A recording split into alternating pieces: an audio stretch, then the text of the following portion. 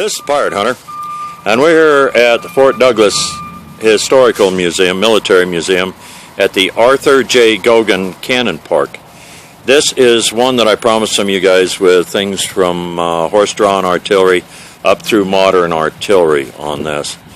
So this is a museum that is located on the grounds of the University of Utah in Salt Lake City, Utah. It originally started as a military fort in the 1850s. So, and it was used up through the 1990s. There's still a few reserve units up here, but not like there was at one time. So let's get started on this. We'll start with some horse-drawn equipment here. There you are, guys. Horse-drawn, man. Some of this is horse-drawn. Some of this is just some really old artillery. Get a close-up here of the wagon wheels on this one. They're the wheels on it. The way they're constructed, the way the wood has weathered on it. As you can see, wood was split in sections, put into it. The way the steel rim is rusted. This is going to turn out also to be kind of a weathering tutorial also, I think. And if you read right here, that is what is stamped on the end of the barrel on it. Another place for where the crew members sat, where you can see the handbrake on it.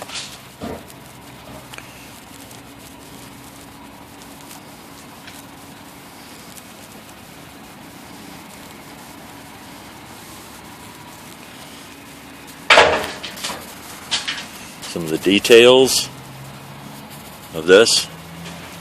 That tag on it shows that it's a property tag for it on it.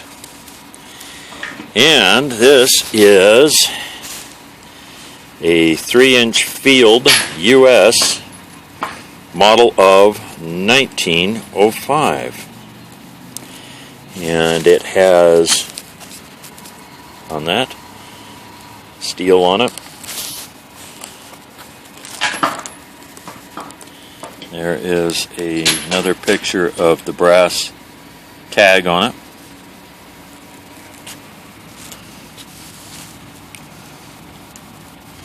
It's a very interesting way the wood has weathered on this, and if you'll see the way they use this, the hook on it, to turn things and separate things and spin this, if you'll look, it's got a steel bar that goes up through the center of it. Onto this. This is onto the case on here. Same kind of construction on the wheels and the hubs. Around on this, you can see some of the rust on it. There's a padlock on it to keep people from screwing with things or stealing things. Sad commentary on our time. Pull back on it so you can get a better view of it, so I don't trip and fall over something here.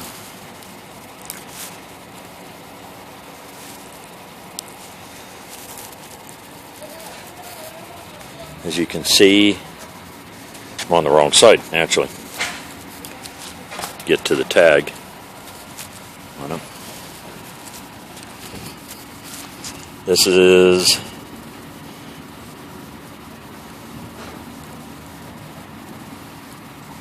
I don't know if you can see that. It's number 15933, I believe, 75 millimeter gun caisson, model of 1918, AM Car and FDY Company, 1918, EJM, and it's a brass plaque that has been riveted to it. Here is another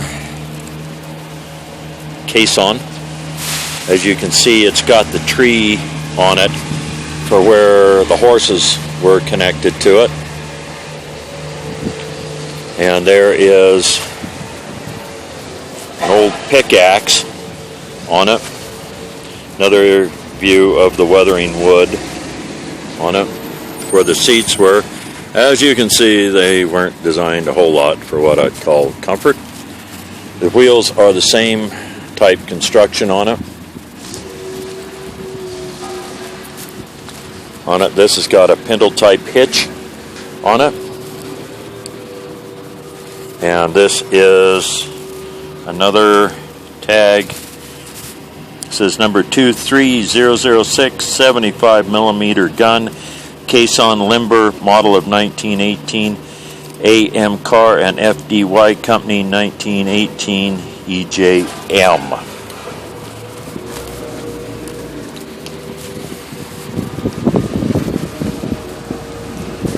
We'll get the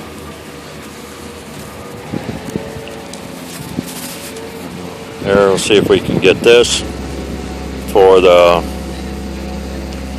limber and the caisson. And this is the 3-inch model of 1905, or US model of 1905 3-inch field gun. So on that, there's the information on the first two that I've done. So this is, like I said, this is a nice park here. They got rid of the Spanish-American cannons. So we'll start on this next one here. And there is the stampings on the end of the barrel on it. This is from 1887, so it's definitely from the horse-drawn era. Of course, the United States military used horses just like the Germans did up through World War II. Not to the same amount that they did, but my uncle was, when he was in the MPs, was on a horse. So, you know, one of them things. The way the wheels are constructed on this, as you can see, this one has got rivets through where the spokes go in, probably holding it together. The steel band is bolted on with a stove bolt type bolt. Here's where the gunners sat on it. Here is the steel stamp. On one of the steel stamps on the breech says US. And everybody does things with lasers and all this now, and GPS to fire artillery shells. Well, dude, this is basically your sight on that cannon. That's kind of a interesting way to sight down something to shoot at somebody, huh? This is where the skill and knowledge comes in on doing something like that. Life flight, we're up by the hospital coming in.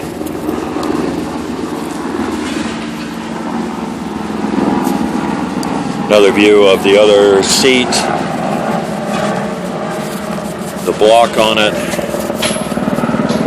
where the pivot for the barrel goes through. View of one of the wheels, the other wheel on it.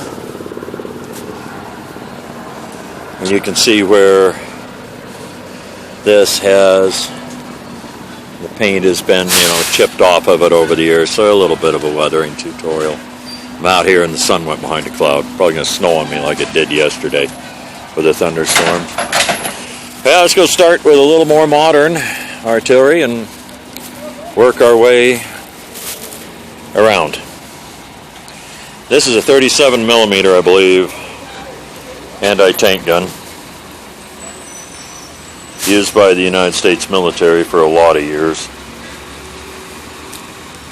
On it, you can see the way this has been painted and tried to keep the rust off of it. This is not a resto rod.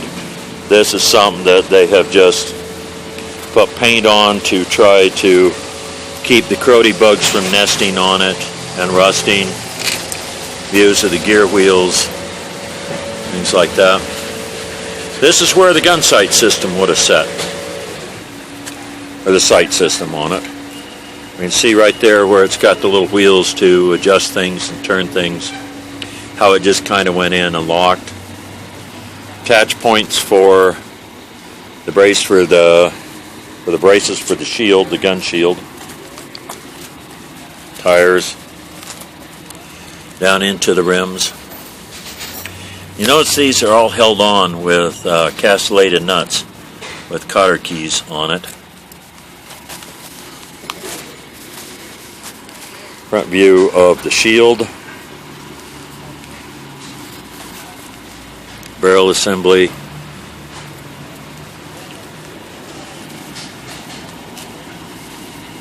And this is one you can see the end of the barrel.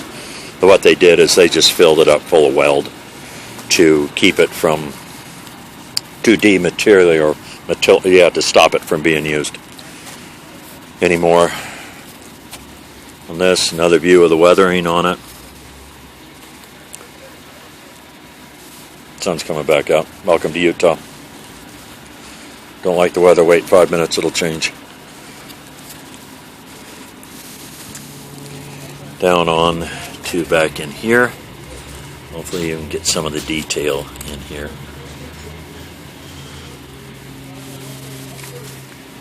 Hand crank assemblies. Said this is a really nice museum up here.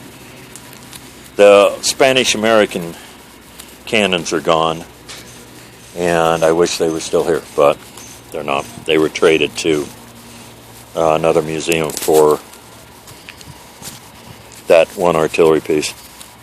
Okay, next one we're going to do here is a Type 95 field gun of Japan on it.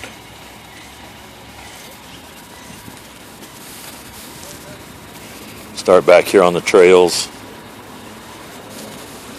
work our way up, step, there's the coming into the breech. As you can see, I don't know if you can see on it or not, but the breech has been welded closed. These have all had that done to them, so they can't be fired again. It was part of the things like that they did on them. Into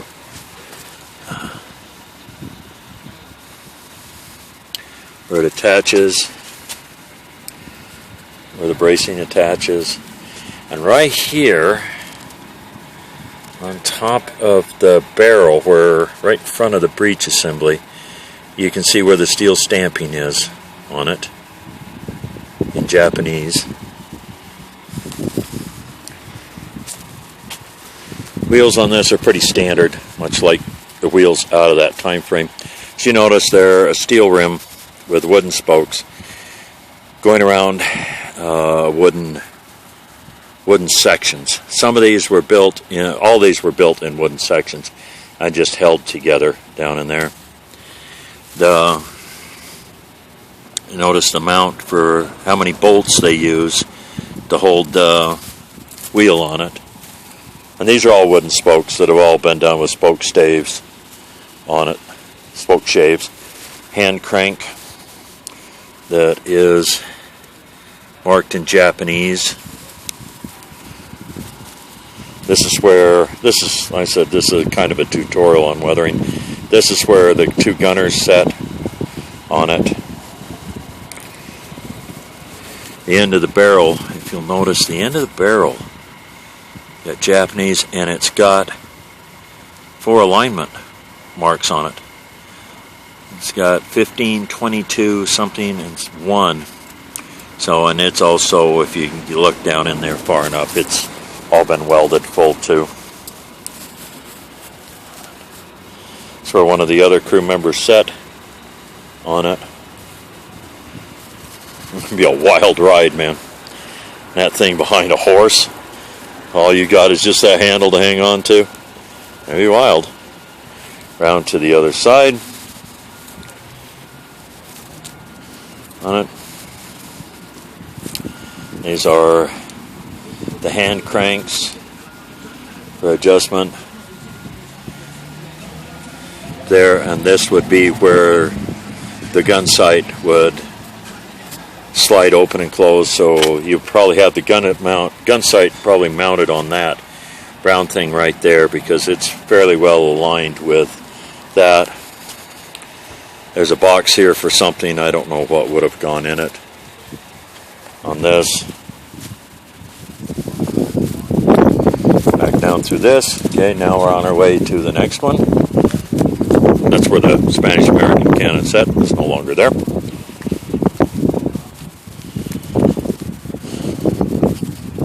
And here's the one that a lot of us are building for the D-Day group build, or part of it.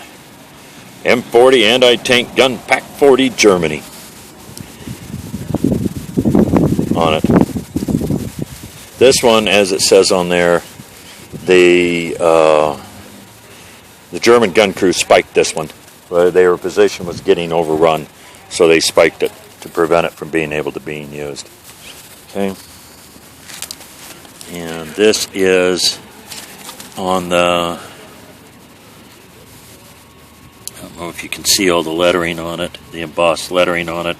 It's like 953 something, 32 something 30, I don't know, I can't read it all. And these are chained together to prevent people from screwing with them. Unfortunately, that is a sad commentary on our times. And see the weathering on it coming up this trail. And this is another thing where it's got the chain on it to stop people from screwing with it. There's the gun where the gun sight assembly would have gone, right there. And the rings has the embossing on it up into this other portion of the mount where it attaches up there, where the shield attaches down to the carriage assembly down in there. And this, you can see, these are all put together and plates are put on with rivets, riveting the splice plate in there. Down the top of this, down here, into the handle. And if you look right in there, I don't know if you can see it, but that's where, I'll try it from the other side, but that's where it was spiked. Okay, there's a view of the spacers that go in between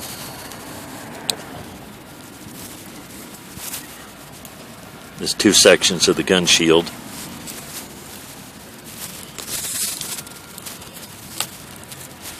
Rear wheel and rim down onto this. See how these are all put together and the rusting on it. The way this has the lettering on it on the rim. The finish on that gun shield is very rough. It's not really, I don't know if I'd want to call it a rolled type metal or something, but it's got a really rough finish on it. Kind of a strange kind of finish on it. To the carriage assembly down here.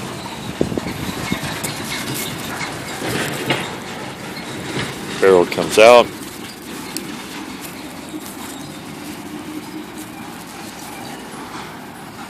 And there is some real detail on how that muzzle brake is attached on it. There's the numbers right there, which I think are 480.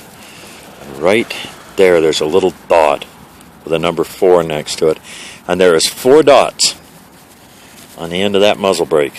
One at 12, one at 6, one at 3, one at 9, plus it's got the 2 things in there. I don't know if it was for a tool you would set in there to align it or not on it. On this side, another view of the attach on it.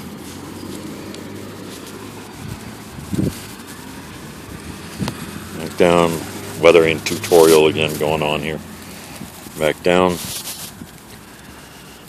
It comes into the attach points and the gears down at the gear teeth down in there. Like I said, this is really tough. We got some strange light conditions here. Comes around into the brake assembly. Comes into this rim assembly. And there's some lettering on it. So, can't tell exactly what it says. Now, if you look at all these pins on this here, they've all got holes in them. I don't know if this is to put a canvas cover over and tie it down or not. I don't really know on that. Back into the side where the attach points are for attaching to the shields, down to the frame, up in here, and here is the crack in the breech where it was spiked. As you can see, it cracked it pretty good. And there is some numbers right there that are LE18, and it looks like a Nazi-proof stamp above it of some kind. There is a bar right there that's got degrees on it of some kind or something, some kind of numbers on that bar right there on this. On the back of it, on the back of the breech, it's got a R897.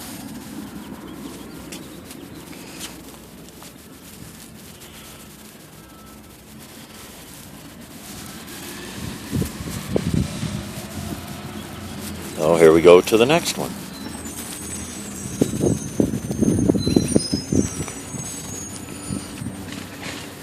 This is a Model 05-08 Skoda field gun, Austria-Hungary. For you, I've got this where you can read this on it.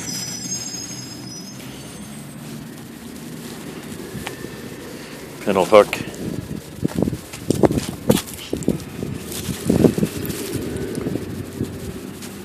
Said these are all, been setting here for years, so come up into the breech assembly in here with a shield.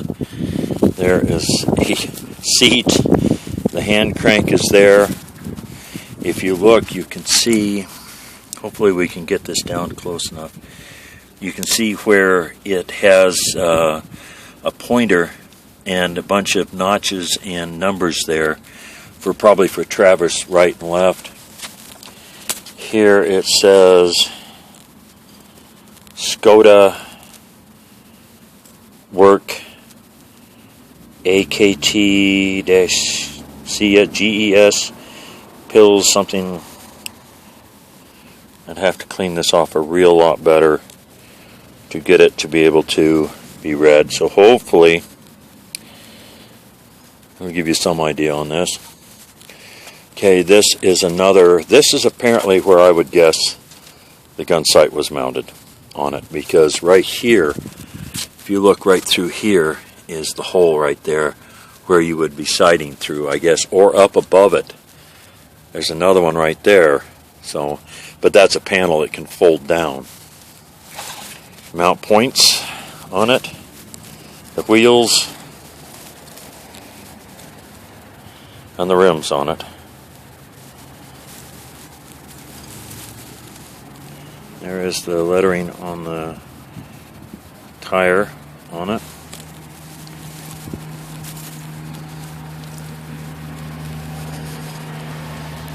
Front of it. Along the barrel down there. To the end of the barrel. Which these have been, this has had a plug in it. When I was volunteering here, we had to plug the end of these up at times because wasps and hornets like to live in there. So, and they make your life really miserable when you come out here. Another view down the side of it.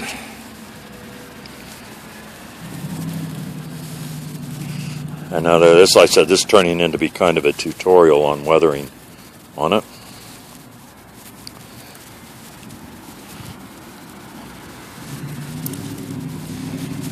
Some more numbers.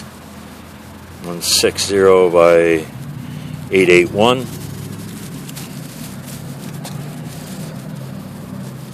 That's, I'm guessing, a brake handle, brake lever on it. There's another attach point. Coming into I'm guessing a loader's kind of seat, where, because that's where the handle to run the breech is right there. So this, back down this side, as you can see, that handle right there would lift up, pivot up, would come up out of there, come up, drop over into this, drop into that, so you could pick the gun up and turn it. Or the handles are so you could pick it up and drop it on a hitch, but the handle would be probably so you could turn it sideways, pivot it sideways. Okay, we'll go down to the next one.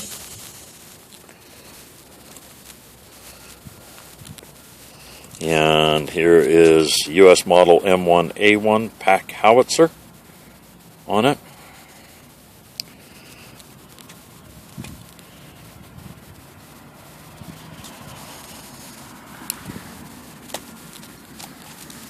Pintle attachment. It's kind of tough to get by here.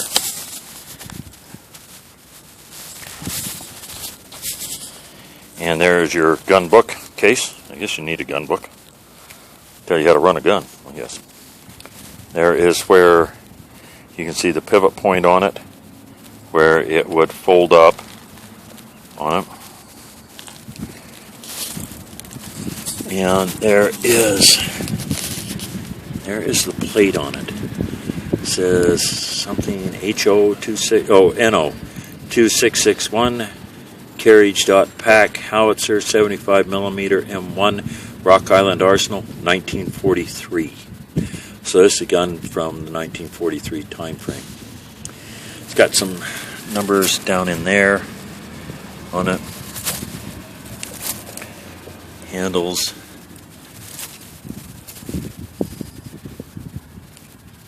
Way the rims are attached. I don't know if you can see the tire numbers on it or not. It says 716 LW.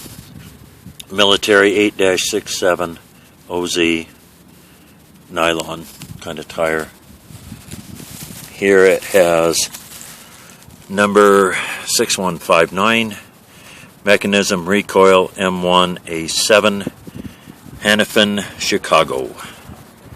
There is your numbers on the side, and this one has in the 8-sided an E instead of the G like on the Sherman tank and the other one I did. See where some of the stuff has been welded, and plugs have been welded in it to keep people from messing with it, things like that.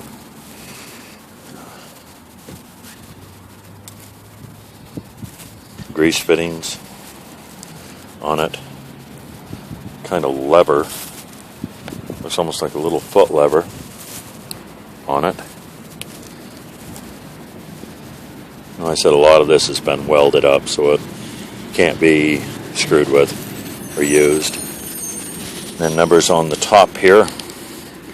Z18703 D4 something 21 handle on it.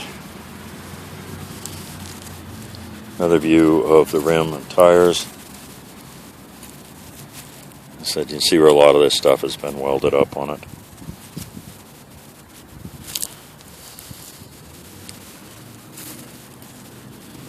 Into your pintle assembly. Okay, next one.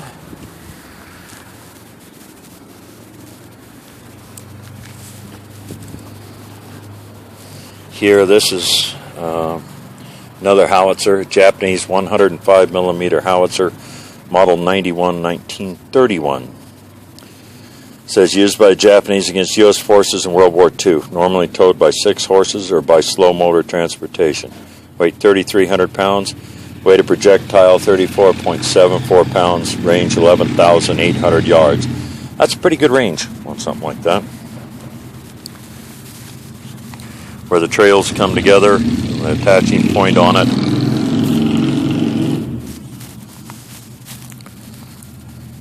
Said this stuff is all kind of been chained down, prevent people from screwing with it.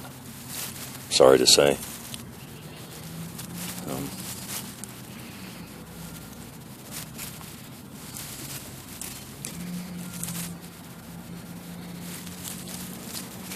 On the wheels and mounts. tires are kind of falling apart. Another one where, man, I'll tell you what, yeah, that would be a wild-ass ride sitting right there on that seat. You got that handle to hang on to and that handle to hang on to. You can see some of the handles are broke off this. And this is things that's been around and kind of showing up and, you know, things like that. There's a handle down there. Another handle down underneath there. That's the spring pack on it. And it is only a, I don't know if it's a full spring pack or a half spring pack. Because the back half is covered, I don't know on this. I'm up here on the end of the breech, the end of the carriage on it. And on this one,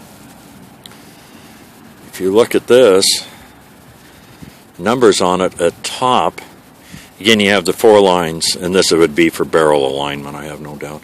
You have a 1 and 1, you have a 25, a 9, 17, 13, 21, 5, and 29 around barrel assembly. Get it up here where you can, I don't know if you can see them all or not on it. Down this side, down into this seat assembly, down to this spring pack.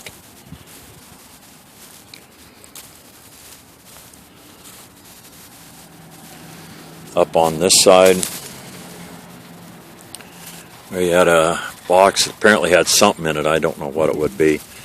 There is the plate you would open for to look through to fire. That's probably where your gun sight assembly would mount. This has got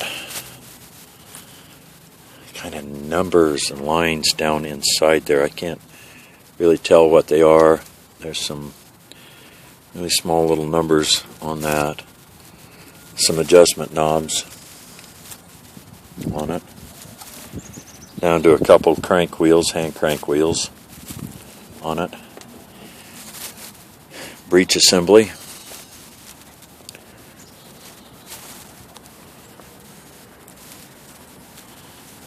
Back down this side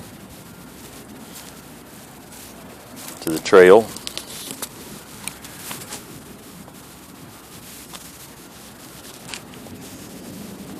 So that's up through some World War II stuff, some late 1800s. Let's go look at a really big one. This one here was restored by a reserve unit in Utah, an artillery reserve unit. When I was a volunteer here, we had a self-propelled 8-inch. And the commander of the reserve unit wanted the self-propelled 8-inch. So they got the self-propelled 8-inch. And this one actually we got out of Florida. And it wasn't in too good a shape. And they delivered it here. And the reserve unit took in are the ones that did all the restoration work on it.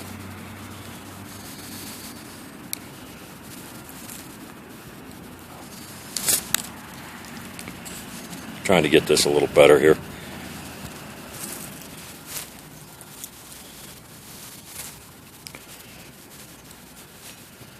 We're going to go around the outside, show some of this on the outside. Then we'll come back and get breech assembly and all this on it. Down in here, suspension system on it, handbrake system for your gun barrel lock on it. Hold it down in place in transit. Tail light assembly. Another towing hook, pintle hook on it. Ouch, don't smack your head on the barrel, dummy, it hurts.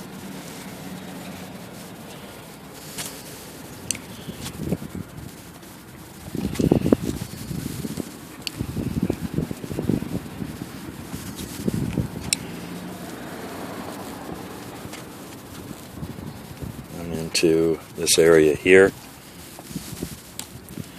Round down on this side.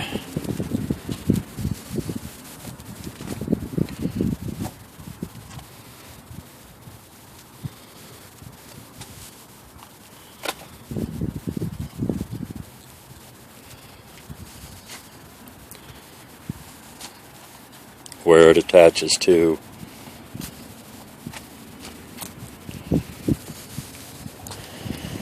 The front to be towed with. The rim, it's a split rim design on it, as you can see on this.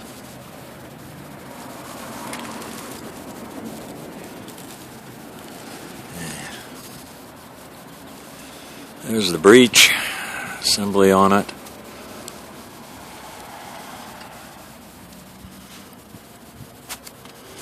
Back a little bit here.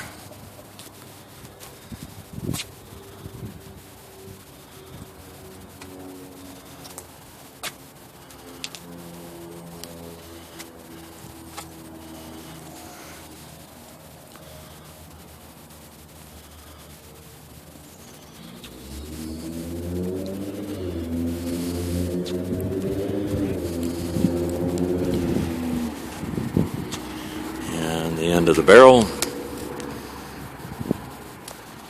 It's got some small, says tube number 5716 Mesta something, I can't read it, something JH, I can't read it, down this side of the tube.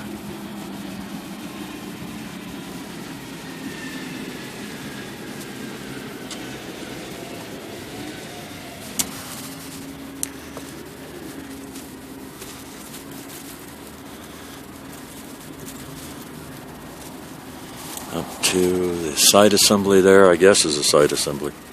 I don't know.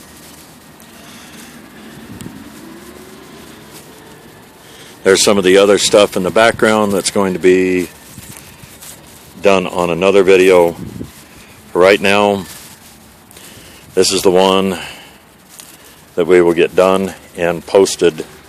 We will come back again and get the rest of this stuff.